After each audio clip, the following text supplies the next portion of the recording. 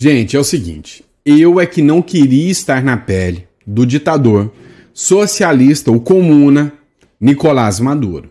A situação dele não tá nada fácil. Primeiro, os Estados Unidos colocou a cabeça dele a prêmio, numa bandeja. Quanto? 50 milhões de dólares, né? Muita grana. O dobro do Osama Bin Laden, só para você ter uma noção. Já começa por aí. Também conseguiu, dentro de uma operação articulada e coordenada, apreender mais de 1 bilhão em recursos do ditador venezuelano. Afinal, essa turma, né, do socialismo, eles sempre, com muito esforço e suor, eles guardam o dinheiro que eles roubaram do povo para ter uma vida bem capitalista, né? E ainda na aposentadoria, muito capitalista mesmo. E pegaram, né, esse mais de 1 bilhão que foi apreendido. Agora, os Estados Unidos está minando também, apreendeu mais de meio bilhão em drogas que saía do cartel do Los Soles, que todo mundo sabe, financia o ditador Nicolás Maduro. E agora, os Estados Unidos está prometendo entrar lá e dar um chute no traseiro do Maduro.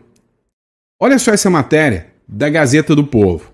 A Venezuela está em, abre aspas, alerta máxima, fecha aspas, contra os Estados Unidos e diz que se prepara para o pior. Ou seja, eles sabem que o pior está chegando. O chavismo em alerta máximo. O Cabejo reagiu ao cerco naval dos Estados Unidos no Caribe e convocou a milícia para reforçar a defesa do Maduro. Ou seja, eles sabem que está chegando a hora, né? Está chegando a hora dele já. O número 2 do chavismo e ministro do Interior da Justiça e Paz da Venezuela, o Diosdado Cabejo, declarou nesta quarta-feira que o regime do ditador Nicolás Maduro está em alerta máximo diante do cerco naval dos Estados Unidos no Caribe, próximo à costa do país. Durante o seu programa televisivo, Con el Mazo Dando, é o nome do programa, transmitido pela emissora estatal VTV, Cabejo afirmou que o regime chavista não ignora as ações militares americanas e que se prepara para o pior. Abre aspas. Nós não subestimamos nenhuma ameaça. Tampouco superestimamos, muito menos a desconsideramos. Nos preparamos para o pior. Sempre, afirmou o ministro da ditadura de Caracas. Ou seja, eles estão se preparando, literalmente, para que os Estados Unidos entrem e resolvam o problema.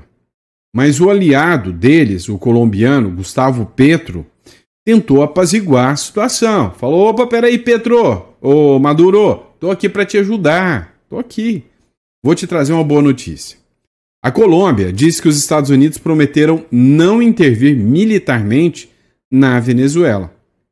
O governo da Colômbia, segundo essa matéria do jornal Metrópolis, afirmou que os Estados Unidos asseguram ao país que não pretendem chegar lá e fazer uma intervenção militar na Venezuela, não. Apesar das ameaças contra o presidente Maduro, eles não vão fazer intervenção militar contra o Maduro. Vão fazer a intervenção militar só contra ditadores narcoterroristas. O que dá na mesma de falar que vão pegar o Maduro. Né? Mas o resumo é o seguinte, é lógico que os Estados Unidos não ia chegar e falar, não, ô Petro, vou sim, tá, vou pegar, tô entrando, vou invadir militarmente a Venezuela. É lógico que ele não ia falar isso. Ele falou, não, nós estamos querendo pegar os cartéis de droga que enviam droga para os Estados Unidos. Mas na prática, todo mundo sabe que o líder dos cartéis é o próprio Maduro. E aí o problema foi a manifestação do Marco Rubio. Vamos entender? Eita, que a novela tá ficando mais interessante ainda. Ó, o Marco Rubio deu um recadinho claro. O Marco Rubio negocia adesão de México, Canadá, Itália, Reino Unido e França à operação militar no Caribe, diz a ABC Espanha. Pois é. O secretário dos Estados Unidos, o Marco Rubio, ele diz que está negociando com o México também, né? Está negociando com o Canadá, com a Itália, com o Reino Unido, com a França, com todos, para poder ampliar, né, a sua operação militar que está acontecendo dentro do Caribe. A ideia dele é que esses países venham a dar, né, apoio. E sim, a maioria desses países, alguns inclusive de esquerda, tipo o México, por exemplo, o Canadá também, estão dispostos a mandar apoio.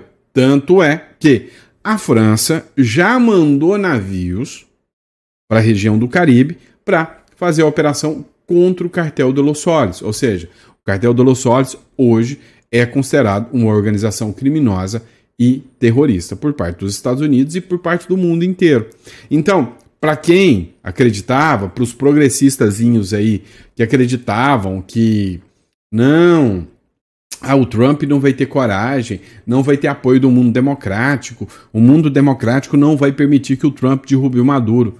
Se enganou bonito, se enganou bonito, porque o que dá para entender aqui é que eles vão atuar em conjunto. Inclusive, né, segundo essa matéria do Danúzio aqui, a ação envolve consultas diplomáticas de alto nível e pode resultar em destacamento conjunto na Força Aérea para atuação contra o ditador venezuelano Nicolás Maduro, ou melhor, contra o Cartel de Los Soles, o que dá na mesma de falar que é contra o ditador venezuelano Nicolás Maduro. E uma vez que os Estados Unidos vêm buscando apoio, teve uma questão que foi muito interessante. Todo mundo já aposta que a queda do Maduro já está... Como se diz? O Maduro não vai cair de maduro, vai cair de podre, né? A queda está madura já. Urgente, o grupo militar de exilados venezuelanos, Caribe, está a serviço dos Estados Unidos para fortalecer a inteligência e lutar contra o cartel dos sóis na Venezuela, além de dar estabilidade, né, ao novo governo, caso ele assuma. Ou seja, esse grupo, né, paramilitar, né, de exilados, eles disseram que vão estar com o novo presidente. Dá uma olhada, né, a publicação do perfil Venezuelanos Hoy, né? Dá uma olhada. Venezolanos, hoy, 26 de agosto de 2025, nosotros, oficiales de las gloriosas Fuerzas Armadas Nacionales, os venezuelanos hoje, né, nós oficiais das Forças Armadas, organizados en el exilio, nos dirigimos a todo el pueblo y a las fuerzas vivas de la nación, en especial a la reserva moral de nuestras Fuerzas Armadas. Nós que estamos em exílio, falamos para vocês que nós vamos colocar nossas forças, né, e o corpo general para os venezuelanos. E ao corpo de generales, a los fines de unirnos todos en este momento histórico, trascendental. Para todos nos unirmos nesse momento histórico e transcendental. Glorioso y de esperanza para la libertad de nuestra patria, hoy humillada, ultrajada y destruida. De esperança, né, para nossa pátria, para trazer a liberdade para nossa pátria, que foi humilhada, né, foi explorada por esse grupo. Aí, mas como eu disse, o Marco Rubio está buscando forças para influenciar, né, com força armada militar contra o cartel do Los Soles e contra o tráfico que, infelizmente, nós aqui da América Latina somos considerados os grandes produtores de droga, né? É histórico. O mundo viu isso acontecer durante décadas e décadas, desde Pablo Escobar. Aqui é um lugar que ficou conhecido por ser envolvido com drogas e tudo mais, mas parece que o jogo está querendo mudar, está querendo ter uma nova perspectiva do mundo aqui para a América, né? E aí o Trump excluiu a Espanha das operações militares contra o ditador Nicolás Maduro. Dá uma olhada nessa publicação. A Espanha atravessa momentos difíceis nas suas relações bilaterais, com choques pelo gasto militar da OTAN, do contrato do governo de Sánchez com a China, a Hawaii e a exclusão da Espanha nas operações contra o narcotráfico do Caribe. Então, acabou sendo excluída a Espanha, porque a turma esquerdista, né, é radical, e a Espanha, infelizmente, está com esse posicionamento. Enfim, esperamos, né, que haja uma mudança de postura em breve aí na Espanha. Pois é, mas apesar, né, do Petro falar que os Estados Unidos afirmou que não vai fazer nenhuma operação militar contra a Venezuela, o Petro oficialmente colocou, né, o seu exército colombiano para defender os interesses do cartel do Los Soles, é o que afirma o Emanuel Rincón, né, um jornalista venezuelano. Dá uma olhada sobre esse vídeo aqui que o Maduro afirma abertamente, né, que eles estão unidos aqui o exército do Petro também. Dá uma olhada. O presidente Gustavo Petro ha dado una orden hoy de reforzar con 25.000 hombres un nuevo pie de fuerza toda la zona del Catatumbo. O presidente Petro hoje deu uma força com 25.000 homens para reforçar a zona de Catatumbo. Colombiano. Así que la coordinación de la zona binacional número 1 avanza para bien de la soberanía, la paz y el futuro de prosperidad de nuestros pueblos fronterizos. Nuestra tierra la vigilamos, la cuidamos y la preservamos nosotros. Ele falou, né, que colocou para fomentar o período de paz, né, a região de paz, que a terra, né, vai proteger a região fronteiriça e tudo. Mas a verdade é que o Petro está colocando, né, o exército à disposição do Maduro. Oficialmente, Petro colocou o exército colombiano a defender os interesses de um cartel narcoterrorista que inunda de drogas os Estados Unidos e mata milhares de estadunidenses por ano. Maduro acaba de reconhecer isso. E aí veio alguém aqui, ó, Petro não representa os colombianos, vamos Estados Unidos, né? Petro, tu mesmo você tá se fazendo ficar só, né? Alguma coisa assim. Prepara-te, Petro, vai arder com seu sócio. Ou seja, você vê aqui que o povo colombiano também, mas não tá nem um pouquinho afim, né? Colombiano em desacordo com Petro. Petro não me representa, né? Então, enfim, a gente vê que a semelhança aqui na América do Sul é grande em todos os países. Às vezes a gente não acompanha e a gente acha que, nossa, é muito diferente, é só o Brasil que vive esse caos. Esse caos é um caos da América do Sul inteirinha, né?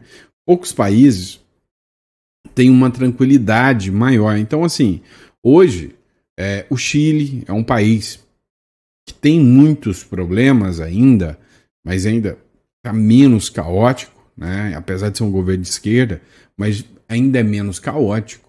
O Uruguai, com toda certeza, é um país que tem índices de IDH bem melhores que o Brasil, tem um Paraguai aqui também. Agora, quando você começa a pegar Bolívia, Colômbia, né? Até poucos dias atrás, a Argentina, você viu o caos que era, né? A Argentina já se livrou desse caos aí. Mas, enfim, e aí vem, né, um possível apoio, reforço de peso para a Venezuela, né? Matéria do Brasil, de fato, site de Left People Extreme, ou seja, de extrema esquerda, né? Venezuela busca apoio do Brasil contra a ameaça dos Estados Unidos. E ligação entre chanceleres tenta destravar o comunicado. Ou seja, eles estão tentando de toda forma ter um vínculo, né, e dar apoio à Venezuela, né? Os chanceleres do Brasil e Mauro Vieira e da Venezuela Ivan Dil conversaram por telefone para tentarem chegar a um apoio público em um momento de ameaças dos Estados Unidos com o envio de navios militares para a Venezuela. Nas redes sociais, Ivan Gil disse que a ligação teve como intuito expor para o Brasil os planos agressivos de que seu país vem sofrendo e ressaltou a presença do submarino USS Newport News com propulsão nuclear no sul do Caribe. Segundo o chanceler venezuelano, essa é uma ameaça nunca antes vista na região. A presença de um submarino com propulsão nuclear já havia sido denunciada por Caracas nessa semana, em uma reunião com o coordenador da ONU na Venezuela, Jean Rampolla, né? Agora, a ideia da Venezuela é persuadir que o Brasil manifeste não só solidariedade ao país, né, a Venezuela, como também denuncia a violação do Tratado de Tlatelolco, assinado no México, né, em 1967. Tem que ser louco mesmo, né? Vamos lá, em 1967, ratificado pelos próprios Estados Unidos. O acordo definia que os países da região não desenvolveriam esse tipo de armamento.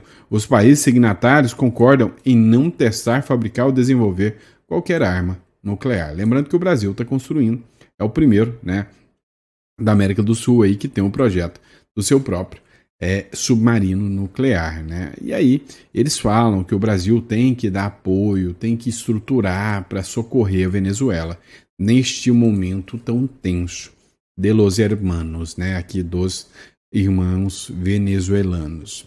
E aí, eu acho que o Lula tinha que ir na frente de batalha, né? Eu acho que podia ser o co-presidente da Venezuela, ir para lá junto, né?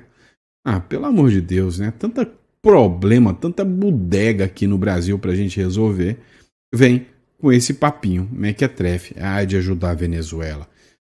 Desculpa aí, né? Mas gosto do povo venezuelano, mas o povo venezuelano causou o caos em aceitar que o socialismo tomasse conta. Nós estamos indo no mesmo caminho, mas cada um com seus problemas, né? Cada um com seus problemas. É minha opinião. E a sua? O que você pensa sobre isso aí? Vamos lá, a gente já falou sobre isso aqui, né? O Lula autorizou a abertura de processo para aplicação da lei de reciprocidade contra os Estados Unidos. E a lei de reciprocidade, que já foi, inclusive, aberta já pelo Congresso, foi o Congresso que aprovou, é que se você me dá um tapa na cara, eu te dou de volta. É simples assim, isso que é reciprocidade. O presidente Luiz Inácio, o problema é que é um mico querendo dar um tapa na cara de um gorila, né? O presidente Luiz Inácio Lula da Silva autorizou o Itamaraty e o Itamaraty acionou a Câmara de Comércio Exterior, a CAMEX, para iniciar consulta, investigações e medidas com vistas à aplicação da lei de reciprocidade econômica contra os Estados Unidos, com resposta ao tarifaço de 50% que atinge os setores produtores brasileiros. Assim que a CAMEX acusa o recebimento do pedido, o Itamaraty comunicará a decisão oficialmente ao governo de Donald Trump, o que pode ocorrer em dias ou até horas, à véspera, portanto, do início do julgamento e do presidente Jair Bolsonaro por tentativa de golpe do Supremo Tribunal Federal. O que o Lula está morrendo de medo? Tá? A ideia é que vai ser televisionado de dentro da Casa Branca esse julgamento do Bolsonaro, que o Trump vai acompanhar isso. Meu irmão. E aí? O medo deles é que se houver condenação, que no outro dia, ou em tempo real ali, venha decisões de lei magnífica contra ministros e também, né, contra o Brasil, sanções contra o Brasil. Olha só essa matéria do Metrópolis Política. Homem que tem dignidade não rasteja, diz Lula sobre ligar para o Donald Trump. Pois é, até o Xi Jinping, né, ligou para o Lula. E pode ter certeza, né, o Xi Jinping é uma figura que é bruta, né? O cara tá negociando com o Trump, o Lula não. Olha as ideias. Eu acho que está indo pelas mesmas ideias do Maduro, né? O presidente Luiz Inácio Lula da Silva comentou nessa quinta-feira a ausência de diálogo direto com o presidente dos Estados Unidos, Donald Trump. Em entrevista à TV Record de Minas Gerais, o petista afirmou que não pretende mendigar uma conversa com o republicano, porque o homem que tem dignidade não rasteja para o outro. Abre aspas. Um homem que anda de cabeça erguida tem dignidade, não rasteja diante de outro homem. O dia que o Trump quiser, eu estarei pronto para conversar. Mas ele nem carta para mim mandou. Na hora que ele quiser, o Lulinha Paz e Amor está pronto para conversar. Mas não pensem que o Lula vai ficar mendigando uma conversa. Não, disse o Lula. Olha, eu já falei para vocês, o Lula não quer diálogo. O Lula não quer, literalmente, em momento algum, tentar resolver o problema do Brasil, não. Para eles, quanto mais caos, melhor. É assim que a regra do jogo funciona, né? Então, para eles, quanto mais bagunça, quanto mais caos, melhor. Mais eles gostam, né? E aí, a gente vem acompanhando, né, o quanto, sabe, o governo Lula está fazendo de tudo para a economia realmente entrar em caos, aproveitando ao máximo, e aí, no final das contas, colocar a culpa no Donald Trump, falando que tudo é culpa de embargo dos Estados Unidos. O problema é que a gente já viu esse filme, né? Esse filme é repetido, é filme da sessão da tarde. É o filme do Maduro, né? Esperamos que o final seja o mesmo do Maduro. Mas vamos lá. Vocês viram ontem, né, que teve uma publicação sobre uma mega operação que aconteceu da polícia, né, da GAECO, lá de São Paulo, contra o crime organizado. E o Lula está querendo brigar para não deixar o Tarcísio levar os louros daquilo que ele fez, né? Olha só, teve uma boa observação aqui, feita pela Flávia Ferronato, republicada aqui pelo Vinícius Carrion. Ela escreveu o seguinte: o Haddad disse que hoje, por decisão do executivo, as fintechs serão fiscalizadas exatamente como os grandes bancos. Tenho duas perguntas. Se a fiscalização poderia ser feita por ato do executivo, o Nicolas Ferreira, que vocês estão pedindo prisão para ele, atrapalhou o que mesmo? Onde que ele atrapalhou aqui? 2. Se o governo federal realmente sabia da lavagem de dinheiro das fintechs, por que só agora decidiu aumentar a fiscalização? É o efeito Trump? Pois é, hoje a Andresa Matais, do Metrópolis, ela fez uma publicação muito interessante, muito importante, dizendo o seguinte: olha, o governo Lula simplesmente ficou silente, deixou o crime organizado crescer. Ah, mas o Tarcísio não merece mérito nenhum. Não, vamos pegar um vídeo do Tarcísio, que está viralizando, lá de 2024. Olha a matéria do Metrópolis. O Tarcísio, do Jovem Pan. O Tarcísio denunciou a atuação do PCC no setor de combustíveis desde 2024. E aí o governo Lula atuou? Não fez nada não. Veio agora o governo de São Paulo, com a GAECO, atuou, e aí o governo Lula quer levar os créditos. O governador de São Paulo, Tarcísio de Freitas, já antecipava a infiltração do PCC no setor de combustíveis desde 2024. Segundo ele, o governo estadual vinha mapeando as áreas de atuação da facção em diferentes segmentos da economia.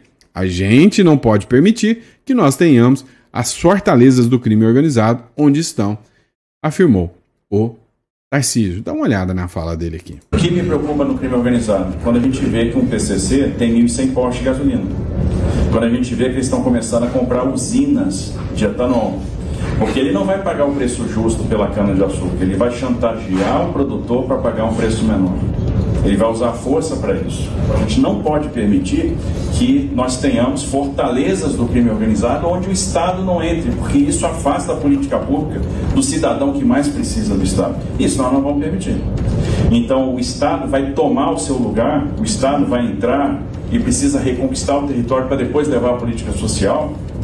O Estado vai continuar enfrentando o crime organizado que precisa ser enfrentado com coragem e é assim que a gente vai fazer. Pois é, simples assim, né? Olha, uma coisa é fato. Tem um vídeo do Bukele, ele viralizou, onde o Bukele fala do Brasil e do crime organizado. Falou, olha, é certo que o crime organizado no Brasil é grande, mas o Estado brasileiro é muito maior. Mas é muito maior. Ele falou, não existe nação cujo o Estado não consegue reprimir o crime quando quer. Quando quer.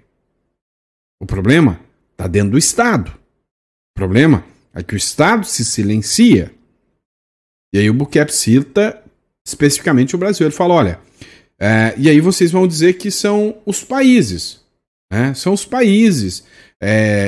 São as condições. Ele falou, se for por tamanho, veja o tamanho do Brasil e o tamanho do Canadá. Quantas facções tomam conta do Canadá? Citou até a Rússia. Não, veja o tamanho da Rússia. A China. Existem facções dominando 1/3, 1/4 do Estado? Não existe. Ah, não, mas são as condições da floresta. Floresta? Veja o Canadá com regiões de geleiras gigantescas, onde lá o crime não opera. Por quê? Porque o ambiente não é propício para isso. Eles deixam acontecer. Simplesmente deixam acontecer. Bora nessa matéria aqui, vem comigo. Olha só, vaza toga. O gabinete paralelo de Moraes celebrou vitória de Lula em 2022. O TSE está sendo acusado de parcialidade. Ora bolas, quem poderia imaginar? Faz cara de surpresa para mim. Sério? Sério que eles estavam torcendo pro Lula? Nunca imaginei isso, né? Ah, pelo amor de Deus, né? Em 30 de outubro de 2022, logo após a confirmação da vitória de Luiz Inácio Lula da Silva, nas eleições presidenciais, mensagens reveladas apontam que o chamado gabinete paralelo do ministro Alexandre de Moraes, então presidente do TSE, celebrou o resultado como uma vitória contra a desinformação. Integrantes do Instituto Democracia em Cheque parceiro do TSE, no monitoramento de redes sociais, receberam um agradecimento de Marco Antônio Vargas, que é um juiz auxiliar de Moraes, e Vitor de Andrade Monteiro, assessor da Secretaria-Geral da Presidência do TSE, pelo, abre aspas, apoio durante o pleito. Olha isso, né? Vou trazer para vocês aqui uma matéria da Revista Oeste que trata especificamente disso, né? Ó, mensagens da Vaza Toga revelam grupo do Gabinete Paralelo de Moraes comemorando a vitória do Lula em 2022. Assista esse trecho, Revista Oeste, republicado por Carlos Jordi, deputado federal. E agora a gente traz mais um capítulo da Vaza Toga, dessa série de reportagens que a Oeste tem publicado. Minutos depois da confirmação da vitória de Lula nas eleições de 2022, o gabinete paralelo do ministro do Supremo, Alexandre de Moraes, comemorou a vitória contra a desinformação. Isso ocorreu num grupo com representantes do Instituto Democracia em Cheque, um dos parceiros que realizavam monitoramento de redes sociais para o Supremo Tribunal Superior Eleitoral, melhor. As trocas de mensagens obtidas com exclusividade por Oeste mostram que às 8 horas e 7 minutos do dia 30 de outubro de 2022, Fabiano Garrido, do Democracia em Cheque, felicitou a Corte Eleitoral pelo trabalho incansável em defesa da democracia. Em resposta, Marco Antônio Vargas, então juiz auxiliar de Moraes, escreveu: "Muito obrigado pelo trabalho de vocês, sem o qual não conseguiríamos superar a desinformação." Na sequência, Vitor de Andrade Monteiro, assessor de assuntos internacionais da Secretaria-Geral da Presidência do TSE, enviou mensagem semelhante: "Muito obrigado por todo o apoio nessa tarefa tão difícil que é combater a desinformação." A última mensagem foi de Beto Vasques, também do Democracia em Cheque: "Viva a justiça eleitoral, viva a democracia, viva o povo soberano, viva o Brasil."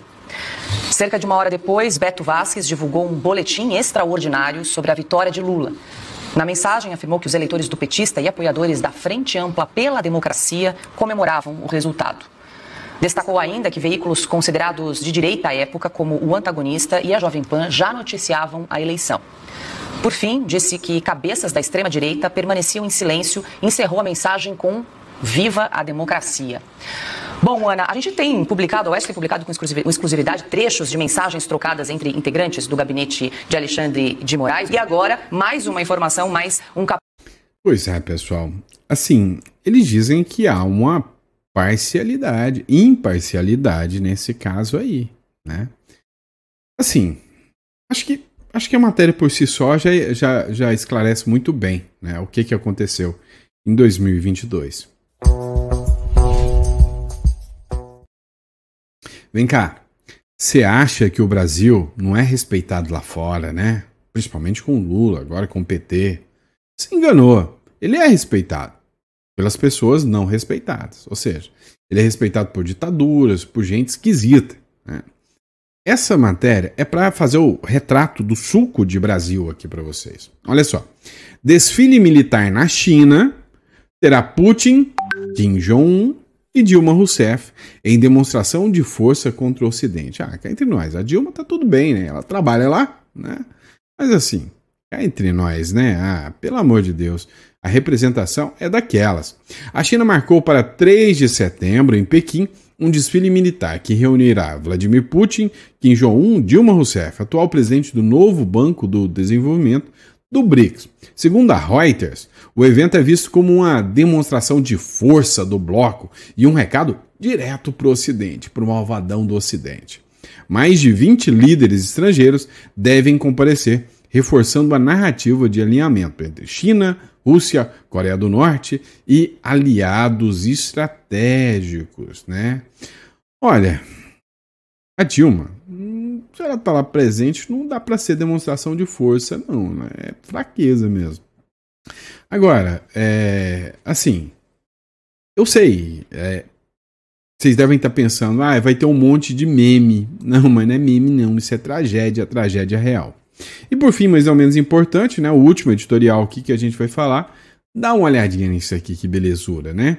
Felipe Neto está limpando os posts dele no Twitter relacionado a Trump, para não perder o seu visto. Ora. Menininho quer passear na Disney? Como assim? Não é? Olha, sinceramente, eu critico o Maduro, critico o Canel de Cuba, o Ortega da Nicarágua, e eu não quero brotar nesses pedaços, não. Critico o Putin, eu não quero ir para a Rússia também, né? Agora, vocês criticam o cara e quer tá brotando no país dele lá o tempo inteiro, não é? Pois é. Fica aí, né? Não sei, eu não acompanho o Twitter dele para ter informação, mas a informação que chega aqui, né, é essa de que ele tá limpando, né, os seus posts, é porque tá com medo, né? E é isso, pessoal. Muito obrigado pela confiança, pela credibilidade.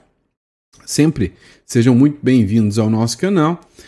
Que Deus te dê uma mesa farta, repleta de bênçãos. De novo, foi com atraso, mas já tá parando isso aí. Tá? Já vai parar esse atraso aí, tá bom? Obrigado, pessoal. Fiquem com Deus e até o próximo editorial. Abraço.